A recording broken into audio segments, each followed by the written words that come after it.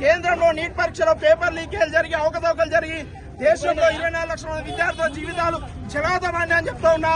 ఇప్పటికీ కేంద్రంలో ఇక్కడ బీజేపీ గానీ తెలుగు రాష్ట్రాల విద్యార్థులు వేలాది మంది నష్టపోయారని చెప్పిన బండి సంజయ్ కిషన్ రెడ్డి గారు స్పందించకుండా నీట్ విద్యార్థుల పట్ల వ్యతిరేకంగా వివరిస్తా ఉన్నారు. మీకు 5 ఏళ్ల పదవుల సంబరాలు కావాలన్నా లేదా విద్యార్థుల 60 ఏళ్ల ఉజ్వల భవిష్యత్తు కావాలని చెప్పి బండి సంజయ్ కిషన్ రెడ్డి గారు ప్రశ్నిస్తా ఉన్నాం. వెంటనే మీరు నీట్ విద్యార్థుల సమస్యపై మాట్లాడబోతే ఇలా అడ్డుకున్నాం, మళ్ళీ పార్లమెంట్ సభ కూడా అడ్డుకుంటామని హెచ్చరిస్తా ఉన్నాం.